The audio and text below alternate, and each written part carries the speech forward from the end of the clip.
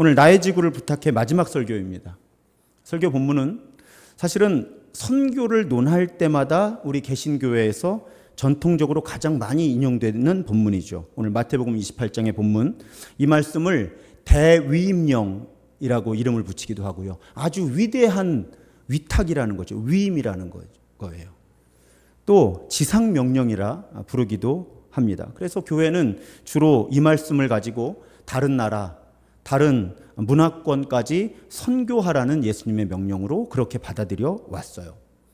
그런데 이 지상명령, 대위임령, 그레이트 커미션이라고 부르는 이 명령의 그럼 핵심은 뭘 하라는 거냐? 오늘 본문 19절에 보면 사실은 이 명령의 핵심은 모든 민족을 제자로 삼으라는 거예요. 제자로 삼으라는 거. 제자가 어떤 사람들이에요? 예수님을 따라 사는 사람들이죠. 제자로 만들라는 것이 이 위대한 위임, 대위임령의 핵심입니다. 그 과정에서 무엇이 필요한 거예요? 세례를 베풀어야 되는 거예요. 여러분, 세례가 무엇을 의미합니까? 죽었다가 죽고 다시 사는 것을 세례가 의미하잖아요. 예수의 제자가 된다는 건 내가 예수 그리스도와 연합한다는 거죠. 그래서 예수를 주님으로 그리스도로 고백하기 전에 나는 십자가에서 예수께서 돌아가셨던 것처럼 죽어야 되는 거예요. 그래서 과거에, 지금도 침례교회는 침례를 행하지만 사실은 침례가 확실한 이미지를 가지고 있는 거죠. 물에 들어가면 숨을 쉬지 못하는 거예요. 죽음을 상징하죠. 그런데 예수 그리스도와 연합하여 죽는 거예요. 과거의 내가. 그런데 그냥 죽고 끝나는 것이 아니죠. 다시 물 밖으로 나오면서 퍽 하고 숨을 쉴 때 부활하는 거예요. 예수 그리스도께서 부활하신 것처럼. 그러니까 모든 민족을 예수님의 제자로 삼아라. 이것이 위대한 명령인 거예요. 위대한 위임인 거예요. 그렇게 하려면 이 제자들을 만든다는 건 그냥 살아 이게 아니라 그 사람이 죽었다가 다시 사는 과정을 겪을 만큼 새로운 피조물이 되는 것만큼 큰 변화를 경험하도록 도와야 된다는 거예요. 그게 선교라는 거예요. 그리고 마지막 가르침이 제자가 된다는 것이 무엇인지를 분명하게 밝히죠. 내가 너희에게 분부한 모든 것을 가르쳐 지키게 하라. 그게 제자잖아요. 예수님이 우리에게 명령하신 모든 삶을 실천하는 것, 그것이 이 대위임령의 명령의 핵심이라는 거예요. 근데 이 부분이 중요한 것은 어떤 교회들은 오랜 기간 동안 예수님께서 주신 이 대위임령을 많이 오해했거나 축소한 거예요. 어떻게 축소를 했느냐면 개종에만 너무 관심을 둔 거예요. 개종. 누군가가 기독교인이 되는 순간에만 너무 집중했어요. 적어도 제가 경험한 한국의 주류 교회들이 많이 그렇게 전도를 가르쳤어요. 선교 단체들도 그랬어요. 처음 만난 사람에게 사형리나 브릿지를 가지고 복음을 전하고 그냥 그 자리에서 영접 기도를 하게 하고 그러면 넌 이제 구원받았어 선언해 주는 거예요. 크게 잘못된 것은 아니에요. 문제는 너무 그 단계까지만 집중을 한 거예요. 그러니까 전도와 선교의 목표, 예수께서 대위임령에서 명령하신 건 어디까지 끌고 가야 돼요? 그 사람을 끌고 간다니까 너무 표현이 안 좋네요. 어디까지 그분을 도와서 함께 가야 되는 거예요? 예수의 제자로 살 때까지 함께 가야 되는 거예요. 보통은 거기까지 많은 관심을 안 기울이더라고요. 여러분들의 경험은 아니었으면 좋겠어요. 저의 경험은 그랬어요. 무슨 총동원 전도주의를 한다 그러면 그냥 거기 와서 이름을 적은 사람이 몇 명인가가 중요했어요. 그러면 몇 명을 전도했습니다. 근데 많은 교회에서 그 다음 주는 반도 없죠. 왜? 그날만 와주는 분들이 많았으니까. 제자 훈련과 많은 과정이 있어요. 그렇지만 제가 관찰한 교회들은 실질적으로는 전부 누가 예수 믿기로 결심하는가 그 첫 번째 단계까지 끌고 오는데 너무나 많은 에너지를, 너무나 많은 관심을 그 부분에만 쏟았다는 거예요. 이건 사실은 슬프지만 해외 선교에서도 마찬가지였어요. 몇 명의 개종자를 만들었느냐, 몇 사람에게 세례를 주었느냐, 교회가 몇 개가 개척이 되었느냐, 건물을 예배당을 지어주고 선교센터를 지어주고 그런 데에 굉장히 많은 관심을 보이는 것에 비해서 과연 우리가 복음을 전한 그 사람들이 예수님께서 우리에게 가르쳐 주신 것, 그것을 그분들에게 가르쳐서 그분들이 그런 삶을 살도록 돕는 그 과정에 과연 우리가 얼마나 집중했느냐. 그 부분에 한국교회는 사실은 반성이 있는 거예요. 이건 구원론에 문제가 있기 때문이에요. 예수 믿어? 지금 죽어도 천당 가. 거기에 너무 초점을 맞춘 거예요. 근데 그건 내가 꼭 천당 가야 되잖아요. 그러니까 필수처럼 각인이 되는 거예요, 우리한테. 너 영접기도 해. 그래야 천당 가. 이게 필수 과정이라고 우리는 이해하는데 그 다음에 예수님 뜻대로 사는 건 굉장히 신앙 고백은 그렇지 않아요? 그런데 현실적으로 교회가 움직여 나가고 그리스도인들의 말하고 행동하는 제가 자라나온 교회들의 또 관찰한 교회들의 모습을 보면 예수 믿고 천당 가는 건 필수, 예수 따라 사는 건 옵션. 그러면 좋은데 안 그래도 할 수 없는, 오해하지 마세요. 제가 관찰한 범위 안에서는 고백은 그렇지 않은데 실질적인 모습은 그렇게 보이는 거예요. 제가 청소년기, 청년기를 이렇게 지나왔을 때. 그러니까 구원론에 문제가 있었던 거죠. 믿음에 대한 이해에도 문제가 있던 거예요. 행하지 않는 믿음은 죽은 믿음인데 그냥 너 예수 영접했어? 그러면 구원 받았어. 끝. 그리고 또 다른 개종자를 찾아가는 거죠, 이제. 내가 한 사람 개종시켰으니까, 한 사람 천당 보냈으니까 하나님 잘했죠. 그런데 예수님이 명령하신 건 제자를 삼으라고 하신 거죠. 여기서 세례라고 하는 거 다시 설명해요. 그냥 단지 교회에서 1년 됐으니까 세례받은 이런 세례가 아니란 말이죠. 그 사람이 정말 내가 이렇게 살아서는 안 되는 거였구나. 예수를 그리스도로 주님으로 고백하면서 예수님 닮은 사람으로 예수 따라 살아야 되겠구나 결심하는 데까지 안내해주고, 그 다음에도 그렇게 사는 길이 구원이고 영생임을 잘 가르쳐주고 함께 그 길을 걸어서. 근데 저분이 300명을 전도했답니다. 우와! 저는 사실은 이해하기 어려워요. 왜냐하면 300명이 예수를 따라 살도록 어떻게 돕겠어요? 개종을 시킬 수는 있을지 모르겠어요. 그렇다면 대위임령에 굉장한 오해가 있을 수 있다는 거죠. 굉장히 축소된 대위임령을 교회가 받아들여 왔다는 거예요. 우리 교회에서는 분명히 해야 돼요. 전도와 선교의 목표가 무엇입니까? 다른 누군가로 하여금 예수를 따라 살도록 돕는 것이 전도와 선교의 목표인 거예요. 그래서 제가 여러분들에게 전도해 오라고 안 하죠. 아직도 많은 분들이 전도 그러면 교회에 사람 데리고 오는 걸 전도라고 생각하시니까, 우리 교회에서 전도는 다른 사람이 예수님을 따라 살도록 돕는 과정을 전도라고 부르는 거예요. 우리 교회는 그래서 전도 프로그램도 없죠. 오해 때문에 그래요. 전도 프로그램 그러면 누군가를 데려와야 되고, 전도했어 그럼 누군가를 교회에 데려오면 돼요. 그냥 심지어는 복음 이야기 한마디도 안 하고 교회에 데려오면 전도했다 그래요. 아니죠. 복음을 이야기해야 전도인 거잖아요. 이제 그런 부분이 정리가 많이 필요한 거예요, 교회들이. 그런데 다른 누군가를 예수님 따라 살게 하려면 어떻게 해야 돼요? 내가 먼저 예수님을 따라 살아야 되잖아요. 여러분, 제가 우리 교회 설교자예요. 설교가 힘들겠어요? 제 설교대로 사는 게 힘들겠어요? 목사님 뭐 그런 말 같지 않은 질문을 하십니까? 약간 그런 분위기신데, 설교 어렵거든요. 근데 정말 힘든 건 제 설교에 책임을 지는 거예요. 왜요? 뭐 우리 교회 규모의 교회에서는 여러분들이 제 일거수일투족을 다 보시잖아요. 그런데 제가 얼마나 하나님 나라와 복음, 예수의 그리스도 되심과 주님 되심을 강조해요, 설교 때마다.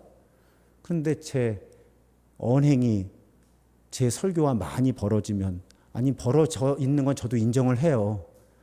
하지만 그 간격 좁혀보려고 제가 애를 쓰지 않으면 제 설교에 설득력이 없잖아요. 그게 무슨 뜻이에요? 우리가 누군가가 예수 그리스도를 따라 살게 하는 전도를 하고 선교를 하려면 우리 먼저 예수 따라 살아야 된다는 거고요. 우리 교회에서 제일 강조하는 게 뭐예요? 우리 교회 안에 하나님 나라의 문화가 만들어지질 않으면 우리는 전도하고 선교할 자격이 없는 사람들인 거죠. 그 나라로 사람들을 초대하는 건데 우리끼리도 그 나라를 경험해 보지 못했는데 어떻게 다른 사람에게 그 나라를 소개하고 초청할 수 있겠어요? 위선이죠. 그래서 우리 교회 교인들이 어려운 거 알지만 뭐 교인들이 어렵다고 제가 복음의 진리를 왜곡하거나 축소하면 안 되는 거잖아요. 그런데 이 대위임령이 마태복음 본문을 주로 읽거든요. 마가복음에도 있어요. 그런데 그 마가복음 본문은 마태복음 본문에 없는 단어가 등장합니다. 마가복음 16장 15절을 보면 또 이르시되 너희는 온 천하에 다니며 만민에게 복음을 전파하라 이렇게 되어 있어요. 온 천하에 다니며 만민에게 복음을 전파하라는 거예요. 그런데 거기서 만민의 괄호, 우리 교회는 각주까지 봐야 되는 교회죠. 각주에 보면 헬라어로 그리스어로 온 창조 세계에 이런 뜻이에요. 그럼 여러분 이게 어떻게 해석할 수 있어요? 지금 선교하라는 거예요. 복음을 전파하라는 거잖아요. 누구에게? 모든 사람에게가 아니라 온 창조 세계에 선교하라는 예수님의 명령으로 해석할 수 있다. 해석해야 한다는 아닐 수 있어요. 단어의 뜻이 여러 가지니까. 하지만 해석할 수 있다. 이렇게는 우리 해석할 수 있잖아요. 지금 이 본문을. 그러니까 선교의 대상은 여러분 성경에 따르면 사람만이 아니다. 모든 창조 세계가 다 선교의 대상이다.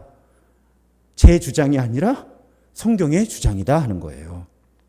근데 제가 강의하다 보면 이런 질문을 자주 받습니다. 목사님, 선교사님들이 자꾸 그렇게 질문하세요. 목사님, 우리 그리스도인들이라면 생태계를 걱정해야 될 게 아니라 복음 전파에 집중해야 되는 거 아닙니까? 저 어느 교회 갔다가 그 항의받고 강의 중간에 막 이거 해명하고 막 그랬어요. 목사님, 우리 교회에서는 이렇게 성경 가르치시면 안 됩니다. 아니, 성경에 그렇게 나와 있는데 저보고 어떡하라고요?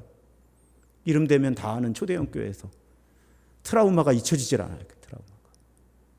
그럼 그 교회는 성경을 못 가르치는 교회네요. 슬펐어요. 너무 크고 유명한 교회인데. 그런 질문을 자주 받는 거예요. 우리 그리스도인이라면 생태계를 걱정해야 하는 게 아니라 복음 전파에 집중해야 되는 거 아닙니까? 그런데 여러분, 복음이 뭐냐는 거예요. 이 복음의 정의를 어떻게 내리느냐에 따라 달라지는 거죠. 복음이 좋은 소식인데 왜 좋은 소식이냐? 우리가 죽어서 영혼만 빠져나가서 천당 가는 좋은 소식이라고 믿으면 그렇게 전도하고 선교하게 되는 거예요. 그런데 저하고 벌써 성경을 5년째 읽으시는데 성경에 좋은 소식이 한마디로 뭐라고요? 하나님이 통치하신다. 이건 뭐 창세기부터 계시록 끝까지 좋은 소식이 왜 좋은 소식의 내용이 뭐라고요? 하나님이 통치하신다. 조금 말을 바꾸면 하나님의 나라가 이루어진다. 지금은 비록 망가져서 하나님의 나라가 잘 드러나 보이지 않지만 하나님이 회복시키실 것이다. 하나님의 통치를 회복시키실 것이다. 하나님의 나라를 회복시키실 것이다. 그것이 성경적 복음이라는 말이에요. 그러면 여러분, 그것이 좋은 소식이면 하나님이 통치하시는 모든 영역에 좋은 소식이어야 되잖아요. 그럼 하나님이 통치하시는 모든 영역이 사람의 영혼만이 아니잖아요. 그러면 복음, 좋은 소식인 이유는 뭐예요? 하나님이 만물을 회복시키실 거기 때문에 그러죠. 그러니까 요한계시록 마지막에 어떻게 끝나요? 새 하늘과 새 땅을 회복시키는 이야기예요. 그러니까 복음은 결코 우리 죽은 다음에 영혼이 빠져나가서 천국에 가는 이야기로 축소시켜서는 안 된다. 우리 나의 지구를 부탁해 시리즈 오늘 결론인데 제가요 주어진 시간에 최선을 다해서 많은 성경 구절들을 여러분들께 설명을 드렸어요. 오늘은 정리하는 거예요. 그러니까 여러분, 복음은 사람들에게만 좋은 소식이 아니라 모든 창조 세계에 좋은 소식인 거예요. 왜? 하나님이 만드신 모든 것들을 회복시키실 거니까 무생물들에게도 복음은 복음이란 말이에요. 그러니까 성경이 예수님이 대위임령을 주시면서 마가복음 본문에서는 모든 창조 세계에 이 복음을 전파하라, 이런 취지로 해석할 수 있는 표현을 사용하셨다는 거예요. 우리 이미 골로새서 1장 말씀을 살펴봤어요. 예수 그리스도께서 십자가와 부활을 통해 평화를 회복시키셨는데, 하나님과 화해를 회복시키셨는데, 하나님과 화해를 회복시키신 대상은 사람만이 아니었다. 만물을 화해시키셨다. 우리 이미 시리즈 가운데 배웠습니다. 그러니까 십자가와 부활을 통해 회복되는 대상이 사람만 아니라 모든 피조물들이라는 거죠. 그 주장 끝에 23절에 이런 표현이 나오는 거예요. 이 복음은 천하 만민에게 전파된 바요. 그런데 여기도 똑같은 각주가 있어요. 이 만민이라는 단어는 모든 창조물에게. 그러니 여러분, 마가복음, 복음서죠. 지금 골로새서, 서신서죠. 전부 똑같은 취지의 가르침을 주는 거예요. 복음이 전파되어야 하는 것은 모든 사람일 수도 있지만 모든 창조세계일 수도 있다. 그런데 여러분, 솔직히 우리 창세기부터 요한계시록까지 저하고 통독 설교를 4바퀴를 들으셨고 나의 지구를 부탁해 시리즈 설교를 들으셨는데, 우리 신앙의 양심으로 여러분들이 판단하시면 돼요. 이 만민이라고 하는 단어를 모든 창조물, 창조세계라고 번역하는 것이 성경 전체의 맥락에 더 적절합니다. 왜요? 로마서 8장에 모든 피조물들이 탄식하고 있다고요, 지금. 하나님의 자녀들이 나타나는 걸 기다리는 거예요. 왜? 같이 구원 얻어야 되니까. 얼마나 성경에 증거가 많아요. 성경은 사람 읽으라고 사람의 언어로 주신 책이에요. 그럼에도 모든 피조물을 창조하신 하나님이 모든 피조물들을 구원하실 것이기 때문에 이 좋은 소식은 모든 피조물들에게 전파되어야 한다는 가르침은 분명합니다. 저도 이상한 목사 되기 싫어서 얼마나 제가 성경을 열심히 읽고 연구를 했겠어요. 근데 제 신앙 양심에는 만민이라고 하는 단어를 모든 창조 세계로 해석하는 것이 성경 전체의 흐름에 더욱 적절히 맞습니다. 사람으로만 해석하기보다는. 그러니까 마가복음, 골로새서 다 그 증언을 하는 거죠. 너희들이 선교해야 하는 대상은 세상 모든 민족이기도 하지만 세상 모든 생물과 무생물을 포함한 창조세계 전부다. 성경은 그렇게 우리에게 일깨워 주시는 거예요. 우리 지난 주일에 찬양에 대해 배웠잖아요. 하나님이 모든 피조물이 찬양한다. 시편은 그렇게 노래하잖아요. 심지어는 바닷물도 찬양해. 산도 찬양하고. 그 다 하나님을 찬양하고 다 같이 구원받아야 되거든요. 그 좋은 소식을 전해주라는 거예요. 그 친구들한테도.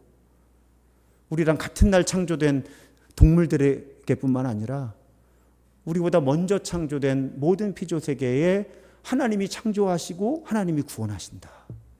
이 좋은 소식을 들려주라고 예수님도 말씀하셨고 서신서도 우리에게 그렇게 일깨워주고 계시다는 거예요.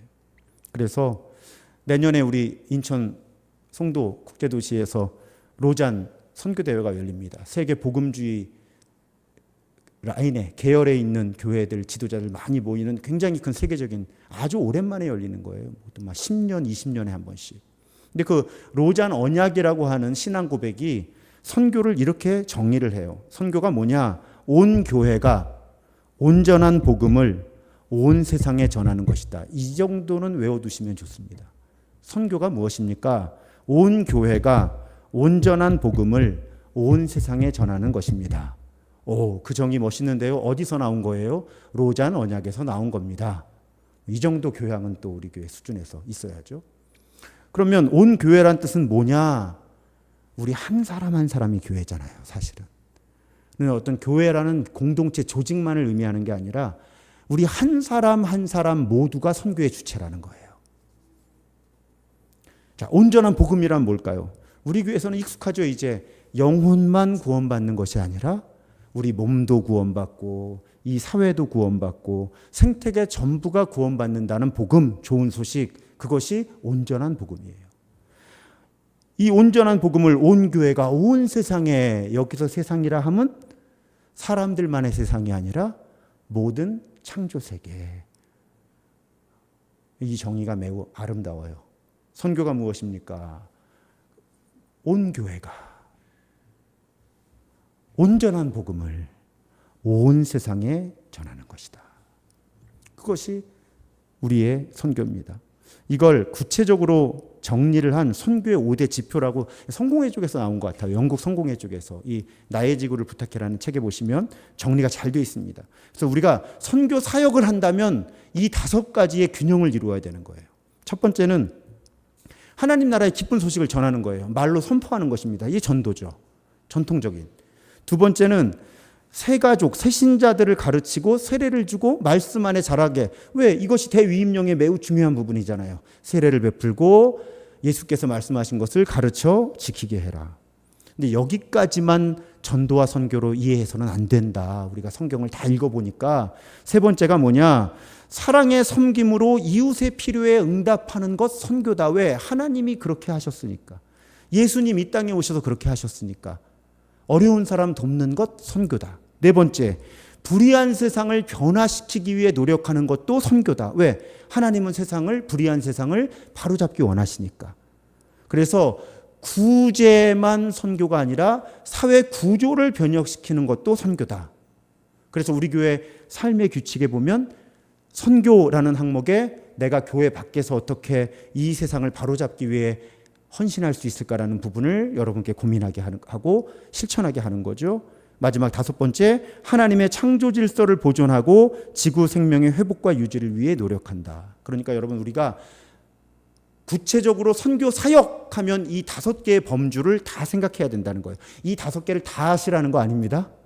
한 사람이 다 할 수는 없어요. 하지만 어떤 교회가 선교를 한다면 이 5가지 차원을 다 염두에 두어야 한다는 거예요. 누군가는 예수가 그리스도이시고 주님이심을 말로 선포해야 되는 거예요.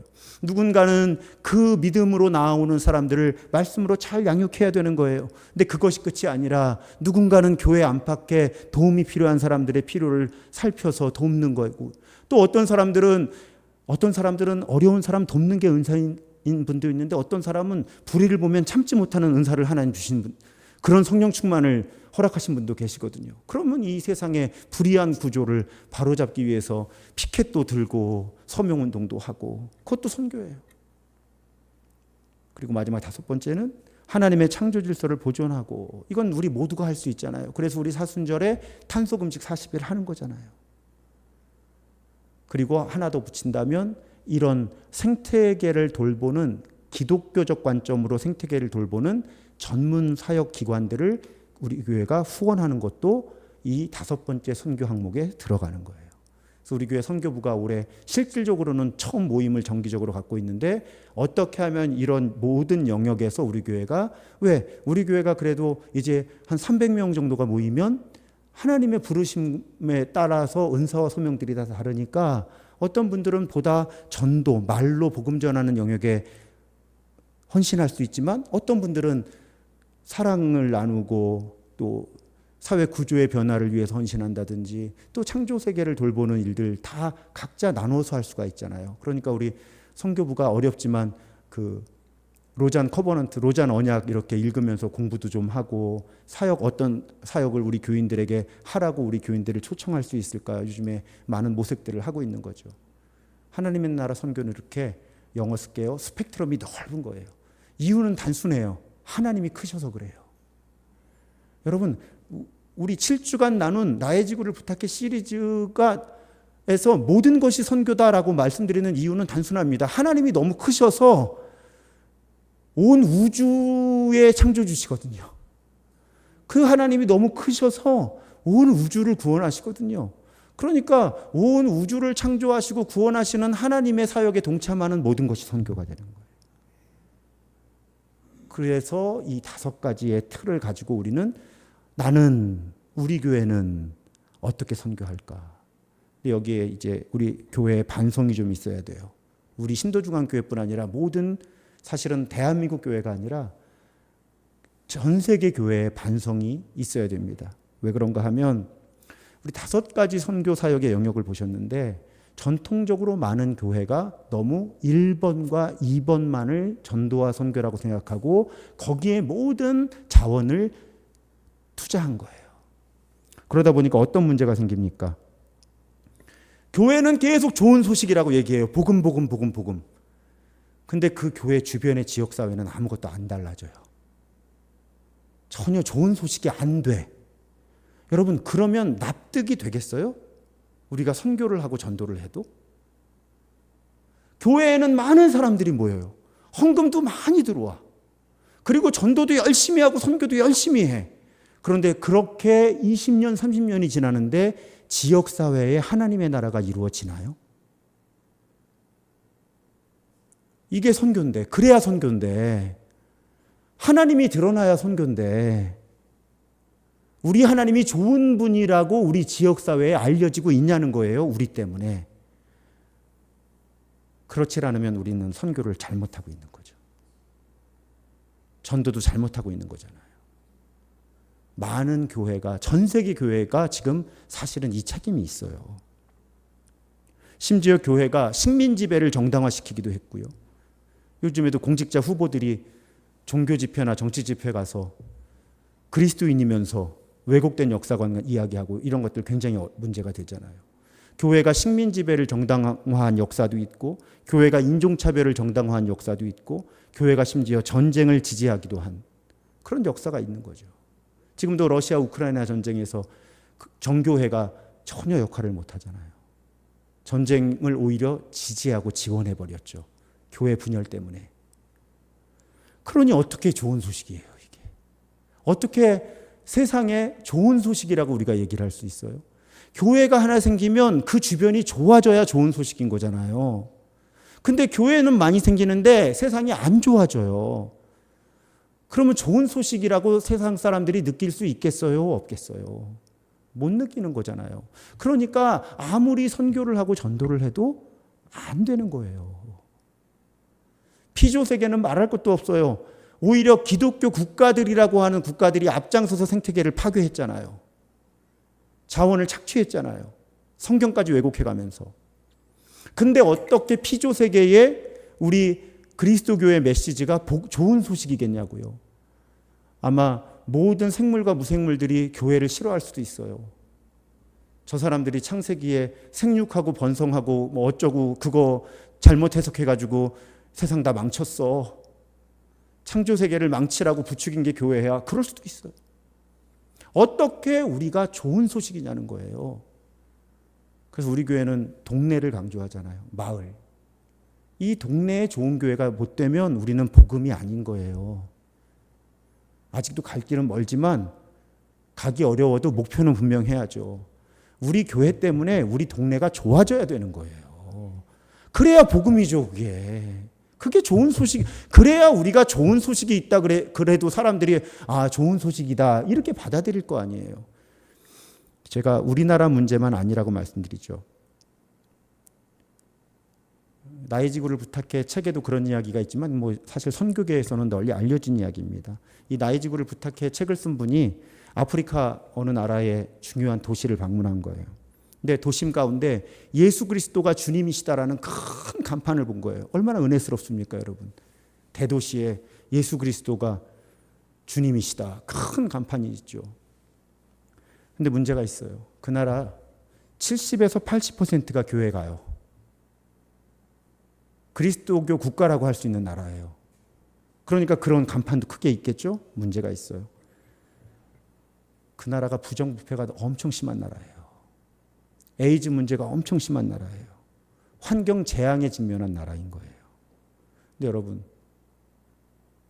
나라가 그렇게 되고 있는데 거기에 예수 그리스도는 주님이시다라는 간판이 있고 전 국민의 80%가 교회에 가는 것이 무슨 의미일까요?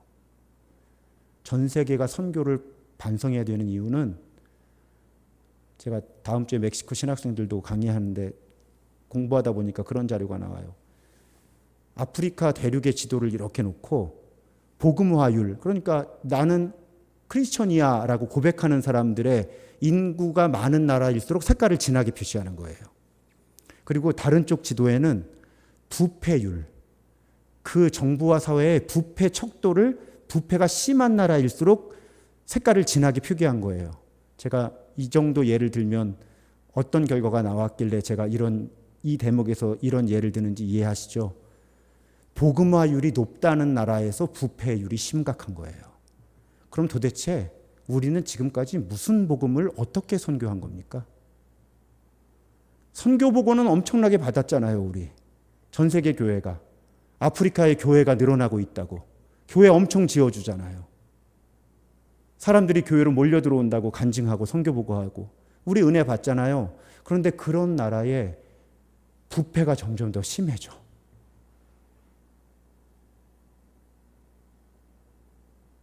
이런 현실을 직시해야 되는 거예요, 교회는. 자꾸 거짓말하면 안 돼요. 우리가 대단한 일 하는 것처럼 자꾸 의미 부여하고 그러면 안 돼요. 실체를 봐야 돼요.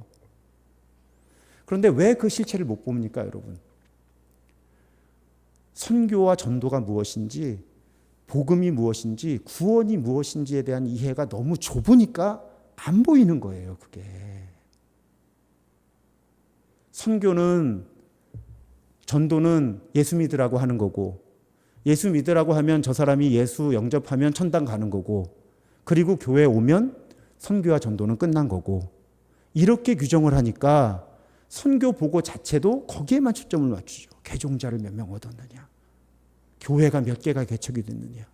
근데 정작 그 사회는 점점 더 나빠지고 있다면 어떻게 우리가 전하는 복음이 복음이겠냐는 거예요. 야, 우리 양심해. 근데 이런 통계 자체를 인용하는 것을 교회가 굉장히 주저하는 거예요. 왜? 위축될까 봐, 지금의 선교 사역이. 근데 여러분, 사실은 지금의 선교 사역이 오히려 위축이 돼야죠. 위축이 되고 정말 하나님의 나라, 모든 민족을 제자 삼는 그런 선교와 전도로 방향을 틀어야죠. 아닌 건 아니라고 해야 되는 거잖아요. 잘못된 건 잘못된 거라고 해야 되잖아요. 내년에 우리 교회가 이제 단기 선교를 시작하려고 해서 이 부분이 굉장히 우리한테 중요한 거예요. 첫 단추를 어떻게 낄 것인가. 제가 또 하나님 선물로 경험이 많잖아요. 또 그 영역에. 고민이 엄청 많은 거예요. 차라리 모르면 그냥 할 텐데. 이런 선교의 역사와 지금의 상황과 성경과 앞으로의 가야 할 길, 굉장히 신중한 겁니다. 도대체 선교와 전도는 무엇이며, 좋은 소식은 왜 좋은 소식이어야 하고, 하나님의 나라가 이루어진다는 것은 또 무엇인가? 여러분, 이 문제에 진지하지 않으면 교회 아니에요. 하나님이 하나님의 백성들을 구약에서 왜 부르셨습니까? 다른 민족들 선교하라고 부르신 거예요. 하나님이 왜 예수 그리스도의 에클레시아, 예수의 몸을 이루십니까? 예수를 드러내라고 만드신 거예요. 근데 예수를 안 드러내고 교회를 드러내는 거죠. 우리의 종교를 드러내는 거예요. 종교를 전해요. 하나님 나라를 전하는 게 아니라. 근데 뭐가 뭔지 몰라요. 우리는 정말 성경과 성령 앞에서 진정한 선교와 전도가 무엇인지에 깨어 있어야만 할 줄로 믿습니다. 예수 그리스도가 주님이시다 선포하려면 그 소식을 듣는 사람들에게 이 소식이 좋은 소식으로 느껴져야 되는 거잖아요. 그래서 이 나의 지구를 부탁해 책에 보면, 여러분, 우리가 성경이 말하는 예수님에 관한 사실을 정말로 믿는다면 예수님은 경제적인 풍요를 누리는 사람들뿐 아니라 억압 속에 있는 사람들, 가난한 사람들, 심지어 오염된 강물과 멸종 위기를 맞는 동물들에게도 좋은 소식이어야 된다는 거예요. 복음이 복음이려면.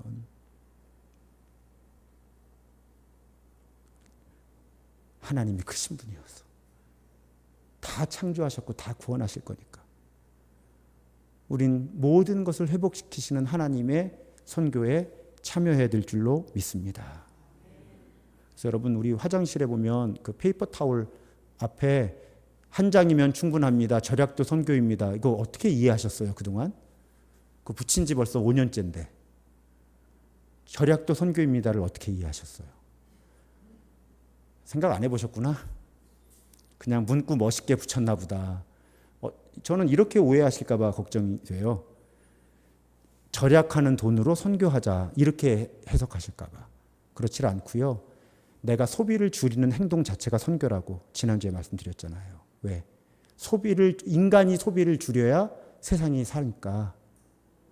그러니까 우리가 한 장 가지고 좀 불편해도 절약을 하면 그만큼 자원 소비가 줄어드니까 그만큼 세상이 숨을 쉰다는 거죠. 하나님은 그런 세상을 기대하고 기뻐하시니까 내가 절약하는 행동 자체가 선교라는 거예요. 그걸 절약해서 돈을 세이브를 해서 그걸 가지고 전도 선교를 해서 절약이 선교가 아니라 그냥 절약하는 행동 자체가 선교라고요. 세상 덜 망치니까. 대중교통 이용하는 것 자체가 선교라고요. 불필요한 옷 한 벌 줄이는 게 선교라고요. 쓸만한 거 그냥 쓰는 게 선교라고요. 제가 지난주 설교 때 괜히 차 얘기는 해서 앞으로 3년 동안은 차 못 바꿀 것 같아요. 고장 안 날 것 같은데 고장이 나야 바꾼다고 말을 했으니 왜 그 말은 해가지고. 네, 여러분 제가 그렇게 살면 그게 선교인 거예요. 단순해요. 어렵지 않아요. 사랑하는 여러분, 결론. 하나님은 모든 창조 세계를 구원하시고 우리는 모든 창조 세계를 구원하시는 하나님의 선교에 참여하는 사람들.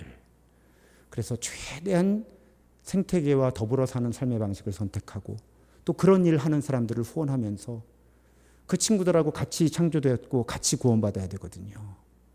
그래서 이 땅에 하나님께서 새하늘과 새 땅을 회복시키시는 그날까지 하나님께서 우리에게 맡기신 그 하나님 나라 선교를 신실하게 감당하는 우리가 더욱 되기를 주님의 이름으로 부탁드리고 축복합니다.